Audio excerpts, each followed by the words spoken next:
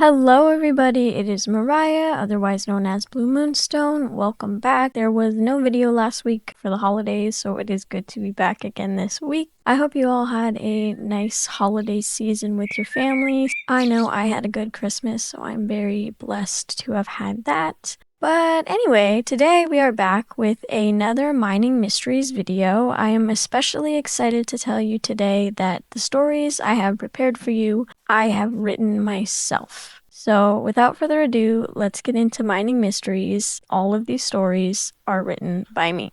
The stories prepared for Mining Mysteries may be disturbing for some viewers. Some stories may have graphic details not suitable for everyone. Viewers' discretion is advised. These stories are found on Reddit, except for this one, so the legitimacy of them is unknown. These stories are not true. I wrote them myself, I know. But it is up to you to decide whether or not you believe. The monster that stalks Lake Eve. My friends and I have been visiting Lake Eve since we were in middle school. We would ride our bikes down the wooden trail that led through the trees past the parking lot of our school. We lived at a small town, so we had been friends since kindergarten, attending the same K-12 school our whole lives. There have been legends of Lake Eve passed down through generations. Some claim that there's a monster who lives in the woods who would rip older children from their families and pull them down to the bottom of the green murky water. Others claim tales of a Loch Ness monster type creature pulling mischievous children into the water to feed its children. A lot of people in the town just think it's eerie. Maybe it's haunted by the town that used to be beneath it before the dam broke and flooded all the settlers out way back in the 1800s. Some of them didn't believe it would truly take the whole town, so when the majority of the town fled, stubborn settlers stayed and lost their lives to the ruthless waters. My friends and I didn't believe in the supernatural. At least not back then, so we would spend our afternoons building forts in the trees looking for cool rocks and creatures by the water. We would find frogs and salamanders and build little houses for them with sticks and rocks and then release them and get cleaned up before we rode back home. In our freshman year, our parents got together and got us each a four-wheeler to take on our adventures. James, Alex, and I would ride them to school instead of our bikes. Then after school, we would take them down to the lake and drive around in the field across the woods. We would do donuts and wheelies. We tore up the sand and the grass around the water. Nobody really came out to Lake Eve because of the rumors. There were a few missing persons cases in the town, all presumably taken by the creature of Eve. At least that's what the townspeople would say, and all of the kids at school too. So Lake Eve was our personal spot. We could do whatever we wanted. Winter was approaching quickly now, as we were almost halfway through the school year. The lake would freeze over soon enough, and we were anticipating how thrilling it was going to be able to drive across the ice. We would have a lot more room to do donuts and to drive around like idiots. Our parents wanted us to wait until the ice was thick enough for my dad to drive his truck across it. He did a lot of ice fishing, so he knew when it would be safe for us to get out there. Finally, in late December, the ice was thick enough to drive across. My dad came back home a little later that day, and he brought in his tape measure and pointed at the number 18. The ice is about 18 inches deep max. If you and the boys wanted to go out, it would be perfect for it. I was so excited, so I called up Alex and James and we hopped on our four-wheelers and headed down to Lake Eve. We headed out on the ice. Something about driving over the frozen water was exhilarating. We promised our parents that we would be careful, so we weren't doing our usual stupid male antics. We were cautious. We didn't drive too fast, and we weren't doing our usual jumps or donut. The snow was piled up in places, and we would go over the snow and back onto the ice. We drove around the perimeter of the lake. It was solid ice across the whole top. That I remember clearly. I was starting to get more comfortable, and I had picked up speed. I was zigzagging across the middle of the lake when I heard a loud popping crack. My heart sank down to my stomach as I felt the cold water enter my boot, and my four-wheeler had stopped completely and started going under the water. I tried to jump off, but my foot was stuck, and I heard the screams of James and Alec. I looked over to see pure terror on their faces as I sank below the water. It felt like something was pulling me down. I was freezing. The water sent a shocking cold blast down my body, and it burned as I held my breath, and I desperately tried to swim back up. I looked down to see my four-wheeler sinking to the bottom of the lake, and my thoughts were racing, "Get out, get out!" And then I heard my name. I thought it was Alex, or James, calling to me, but the sound was coming from beneath me. "Max, down here, Max, join us." I was finally making my way towards the water line, and I reached my hand up and tried desperately to find the opening in the ice, but I couldn't find it.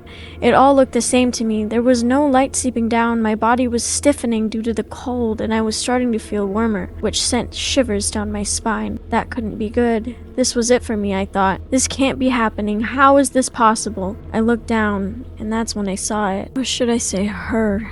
It was a sickly pale, almost greenish-white humanoid figure, except it wasn't human at all. It had long, skinny limbs and long legs kicked beneath it, propelling it closer to me. It was coming closer, up through the darkness that encased the bottom of the lake. Its overly stretched out limbs were covered in dark green algae, stringing around its body. It was completely naked aside from the algae that was covering it. My vision was starting to blur, and I thought I had been hallucinating. How long had I been down here? The worst part of the creature, though, was its face. It had no nose, just a gaping black hole where it should have been. It had nasty, muck-covered gills protruding from the side of its neck, opening and closing to let the water in.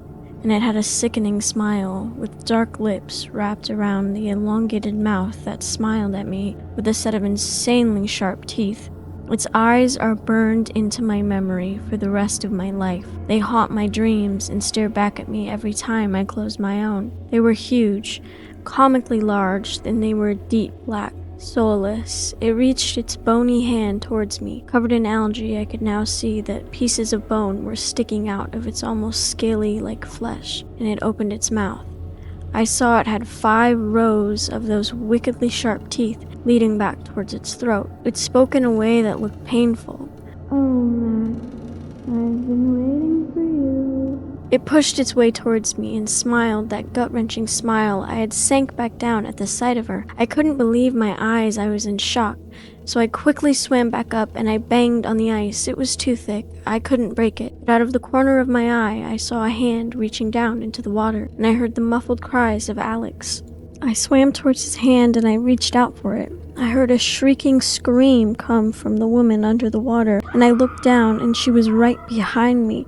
I grabbed Alex's hand and I pulled myself up. I felt her hands on my legs as she pulled me back down. She was screaming, her mouth wide open, and I kicked down as hard as I could, despite being in the icy cold water. She bit down on my foot and I felt her sharp teeth penetrating my boot. I pulled my leg out of her mouth and I launched myself up out of the water. The crisp, cold air bit at my skin as I lay on the ice next to the jagged hole I had fallen through. Alex pulled me farther away from the water as I spit the cold liquid from my lungs. James had already called the police and I could hear the ambulance sirens getting closer. He had his head in his hands as our parents pulled up and ran towards us. I was picked up and put in the back of an ambulance. They warmed me up and took me to the nearest hospital. My parents tagged along in the ambulance. My mom was yelling at my dad as they came in and out of consciousness. I awoke the next day. I had minor injuries. I didn't spend that much time under the water, although it had felt like I was under there for hours. The doctors told me I was going to be just fine and I could be discharged soon.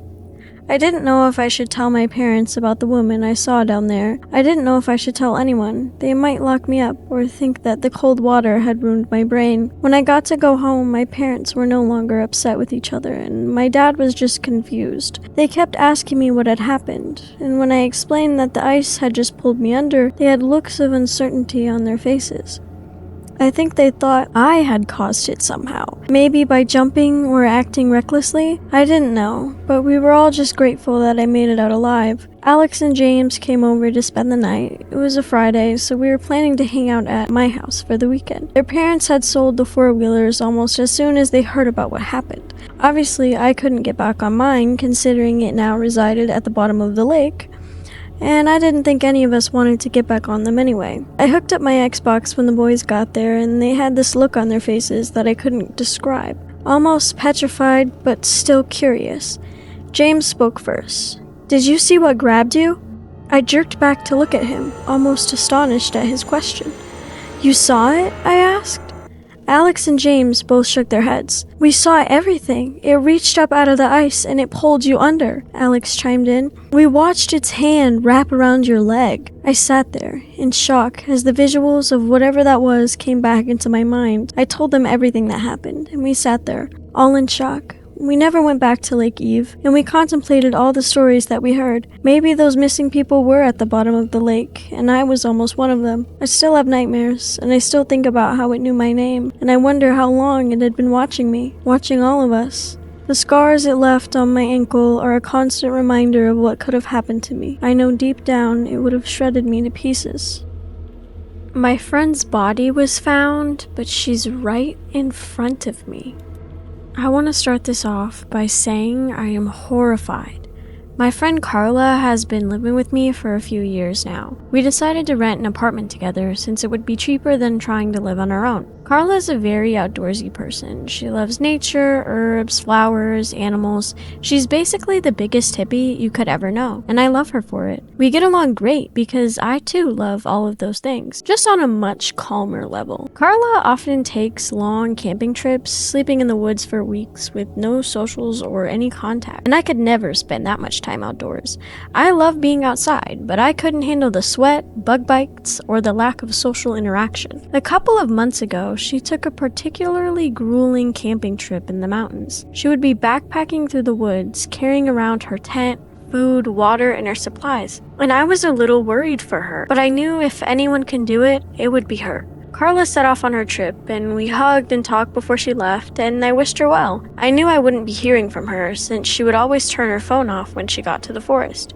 She was planning to be gone for 3 weeks, which was the longest she had been gone for. The apartment was incredibly lonely in her absence. After the first week, my phone pinged and a message from her lit up my screen. I was a bit shocked because, as I said before, she never used her phone on her trips. It was a picture of a waterfall in the forest. It was beautiful. It led down into a stream, surrounded by flowers and beautiful elm trees. There was a giant willow tree in the foreground beyond the stream, and the picture came with a message that read, "Thinking of you." I hearted the picture and replied, "I'm surprised that you turned your phone on, but that is beautiful." She simply hearted my reply, and we went back to the radio silence. A few days passed, and I got another message from her. It was another picture, this time of a ruined cottage. It was falling down, the roof almost completely collapsed into the house. Trees and plants were wrapped around it, and butterflies flew past the screen, landing on flowers that were darted across the grass. This time, the only text was a simple heart emoji.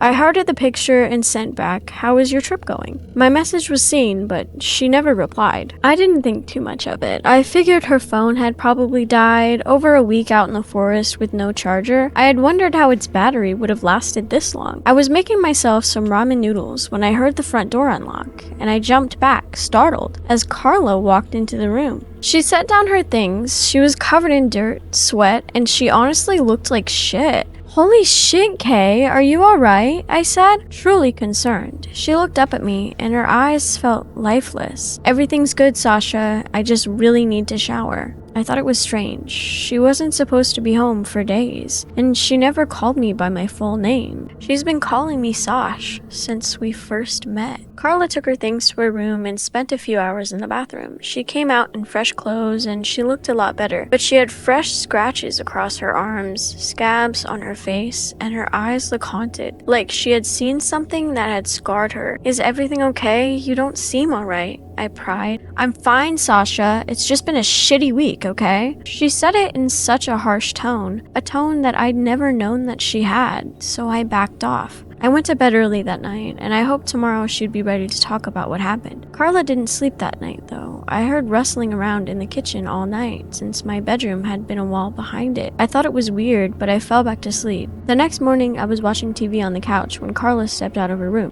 "Can you turn that shit down?" she yelled, and then she slammed her door. I was startled, and I fumbled for the remote. "I'm sorry, I didn't know it was so loud." I turned the TV down, but it wasn't very loud. I never listened to the TV loud, as it would bother me too. The tension was high, and I didn't understand what was happening. I was scrolling TikTok on my phone, trying to drown out my thoughts, when a text appeared. It was from Carla.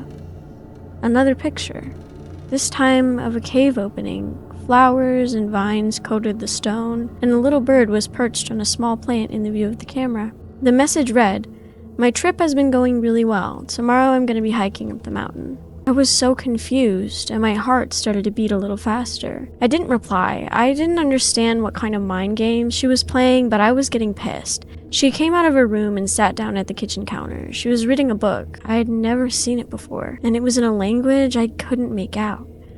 I shut the TV off and I went back into my room. I didn't say a word to her, and she didn't say anything to me. I took to scrolling Facebook, looking at pointless memes, AI images, and the occasional town's news article.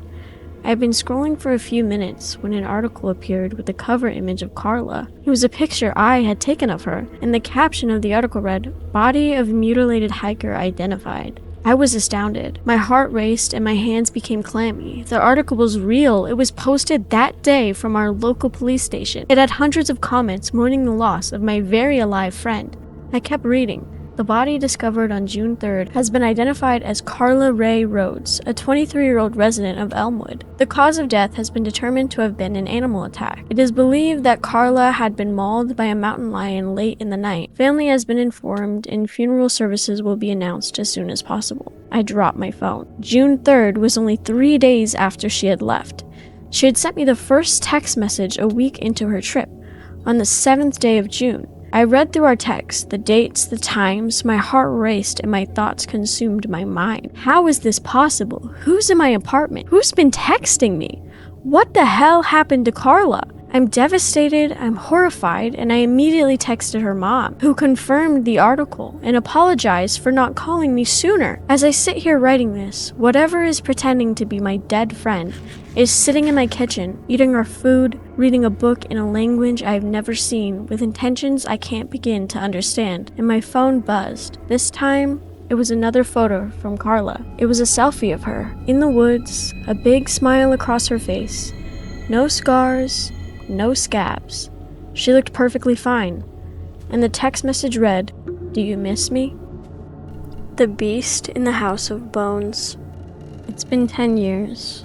It's been 10 years since what happened to me that day in the woods. It's been 10 years since I left my hometown, and 10 years since I was permanently scarred. The events that took place that day will haunt me for the rest of my life. I was 17, starting my senior year. I had a steady girlfriend throughout high school. Her name was Scarlett. We met on the first day, and we've been inseparable ever since. We were in love. I had never loved anyone the way that I loved her. She brought a light into my life I couldn't live without. Us and our group of friends had decided to have a celebratory fire out in the woods. It would have been a fun way to kick off the last year. At least that's what we had thought. Scarlett and a few buddies of mine got ready at my house. My parents were out of town, so I took it upon myself to pregame while they were gone. My house was a good 10-minute walk away from the forest hosting our senior party, so we wouldn't have to drive. Scarlett did her makeup, and she took forever finding the right outfit. I remember being a little annoyed with her since she was taking so long. The boys and I had a few beers while we waited, taking turns shotgunning to get the night started. Scarlett wasn't much of a drinker. She didn't like the way it made her feel. I wasn't much of a drinker either. I'd seen the first-hand effects it had on people, and I didn't want it to become routine for me. But on special occasions such as this one, it felt right. Once she gave us the cue, we locked up the house and we headed down to the woods. We separated once we got to the campsite, nestled in the forest. Scarlett went off with her friends, and the boys and I started a game of beer pong at the picnic table.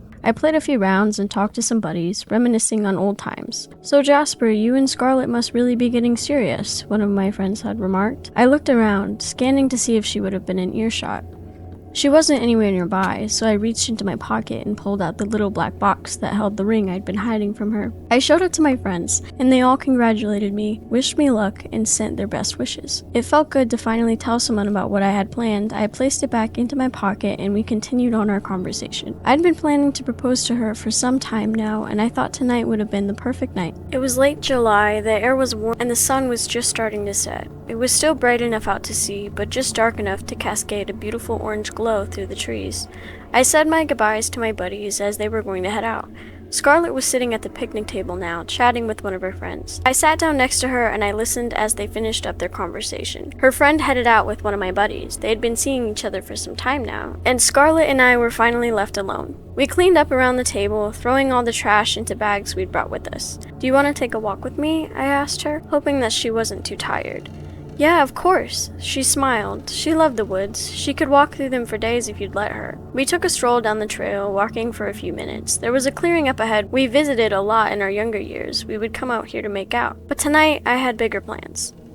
Can you believe we're almost done with high school? I shook my head. We talked about our relationship for a while and how inseparable we had become. We talked about how we had grown up together. She was looking up towards the sky. The stars had started to come out by now, and the moon was full this night too. The perfect night, I thought. It was beautiful. I reached into my pocket and I got down on my knee. She was still looking up towards the sky when I started. "Scarlet Rose," I muttered, and she turned around. I was nervous. I was almost shaking, and tears had already formed in my eyes. She put her hands up to her mouth and let out a gasp. Her eyes shined in the light of the moon as tears welled up in the corners of them. I opened the box, and the emerald-cut diamonds sparkled in the moon's light. "Scarlet Rose, would you do me the honor of loving me every day for the rest of our lives? Would you be my wife?" She smiled, that damn smile that took away my breath and shattered my thoughts. "Oh my god, yes! Jasper, yes, of course I will!" I took her hand and I placed the ring on her finger. I stood back up and watched her shift her hand around, smiling at the ring that was beautifully illuminated in the light of the moon. She put her hands down and she smiled at me again. I leaned in to wrap my arms around her. I placed a kiss on her cheek and I leaned back in to kiss her lips. And then I saw it. Out of the corner of my eye, a dark black mass appeared behind her, and a long hand made its way around her face. Sharp claws swept past my cheek and sliced open my flesh. I winced and I jumped back. "Jasper, what are you—" she started to say before the black mass wrapped its hand completely around her face. It was made of the darkest shadow, the blackest black I had ever seen. I could see the terror in her eyes as the black figure took its other hand and slit straight across her throat. Its sharp nails dug deep into her flesh, ripping her throat to shreds right in front of my eyes. I screamed. I dropped to my knees and I screamed. I was in shock. I couldn't believe that this was happening. Its face appeared out of thin air, and it stood a good 3 feet higher than her. Holding her body up with her head in one hand, it shifted around her body and looked directly at me. Its eyes were a piercing shade of white, almost glowing, and it smiled at me. That wretched beast smiled at me as it held my fiancé's lifeless body in its grasp. I don't know how to describe what that thing was made of, but it wasn't human. It wasn't made of flesh. It seemed to be made of smoke, air, I thought. Maybe it was a ghost or a demon. It opened its mouth to speak as I cried. "Bye-bye, Jasper," it said, but it spoke in Scarlet's voice. Her body was consumed by the dark cloud of smoke as the thing wrapped around her. And in a blink of an eye, her and the phantom mist were gone. I called the police immediately, and I told them the same story over 100 times. I spent days in the interrogation room, bawling my eyes out while they drilled the life out of me. The only evidence I had was the scratch it left across my face, and the blood left out in the woods. My friends didn't believe me either. They all acted like they did, but they never called, and we never hung out again after that. The police didn't have any evidence to convict me, but there was a running story in the town that Scarlet refused to marry me, so I killed her. According to them, the scar left across my face was from her fighting for her life. My parents never looked at me the same. I dropped out of high school. The nightmare started immediately. I was back in the woods, watching it tear out her throat, over and over again. I left town a few months after everything happened. Partially because it was a constant reminder of what I lost, and because I couldn't take the look of my parents' faces anymore. I couldn't handle the glances and the comments that people on the street would make. It's been 10 years since it took her from me, and I have been planning my revenge as soon as I realized that the police were going to be useless. I've been researching for years, taking the time after work to go to local libraries, looking through the archives, using the resources that they had to search missing persons reports in my hometown. For the last 10 years, 22 young women have gone missing, each one left behind little to no evidence. No one was charged, as if they just simply vanished off the face of the earth. They had to be connected to that thing. I knew it deep in my soul. I researched demons, ghosts, ghouls, anything paranormal I could find information on. I stocked up on holy water and I bought myself an obsidian cross necklace. It was said to ward off evil. I wasn't sure what that creature was, but I knew it came from hell. I wasn't taking any chances that day. I packed my bags with holy water, a crucifix I was able to get from a church I'd been attending, various crystals said to ward off evil spirits, and weapons. I bought myself a decent-sized handgun, bullets that would kill on impact. I had knives in case it got too close to me, and I had soaked them in holy water for days, hoping that they would somehow absorb the power it held. I had no idea what I was getting myself into. But I was going to kill that thing if it was the last thing I did. I set off toward my hometown, planning to get there at dusk. I wasn't even sure what I was looking for. Would it appear to me? Was I wasting all my time these years? I pulled into the parking lot near the forest. I tucked my knife into my pants, and I strapped my bag to my back. I set off into the forest as the sun set beyond the trees. My heart thumped in my chest, begging for escape. My hands started to tremble as the visuals of the forest brought back the memories of what I had lost. Scarlett's last breath burned inside my head, and that gave me the motivation to keep going. I got to the clearing, and I looked around to take it all in. I closed my eyes. I wasn't sure where to go from here, and all of a sudden, the wind blew a whiff of something towards me, and I recognized the scent immediately. It was the perfume that Scarlett had used for years. I followed the direction the scent came from, and the sun set and the stars filled the sky. I followed that scent deeper into the forest. She would lead me to it. I knew that in my heart. I kept walking. I felt her presence there. I don't know how to describe it, but she was with me. The smell had faded, and I was deep into the woods by now. Miles in, the moon was full, illuminating the trees around me. I looked around. I was confused. There was nothing here. I'd hit a dead end. Ahead of me was a mountain. It was too steep and went up for miles. It was covered in thick trees and brush, and I kept looking for anything that could help me. "Where are you?" I screamed, hoping somewhere out there the beast would hear me. Suddenly, a bright light caught my eye. It was a deep white tone that had been illuminated by the light of the moon. I walked towards it, and when I got closer, I could see it was a bone, a human bone dangling from a tree. It was tied with some kind of vine, and it had strange carvings I couldn't make out. I looked over towards the mountain, and I saw an opening, a small opening in the side of the rock, almost fully covered by vines and plants. By the entrance hung another bone. Upon inspection, it was too wrapped in vine and covered in strange carvings. I headed into the opening. It was a tight fit, and I had to take my bag off and pull it behind me. I squeezed through almost 20 feet of cave before it eventually opened up. It was pitch black. So I reached down into my bag and I pulled up my flashlight. Turning it on, I saw something that has permanently attached itself to my subconscious. The cave walls had been a deep red, almost black. They were stained in blood. Bones were lined along the walls, creating symbols I couldn't understand. Piles of bone, still covered in flesh, laid in piles around the cave floor. The same carved bones hung from the ceiling by vines. Hundreds of them. The ground was covered in small pieces of bones. I reached down to take a closer look, and I realized that I had been standing on human teeth. I walked around looking for anything I could find that might lead me to this sick creature. My flashlight caught a glimpse of something. A bright flash reflected off of whatever it had found. I walked over and I saw a human arm bone lying on a pile of bones. Bones that seemed to have been there for quite some time, considering the lack of flesh. I looked around for what could have made that flash, and my heart sank to my stomach as my eye caught a glimpse of a smaller bone. It was a finger bone, with an emerald-cut diamond ring still wrapped around it. I took the ring off the bone and I examined it.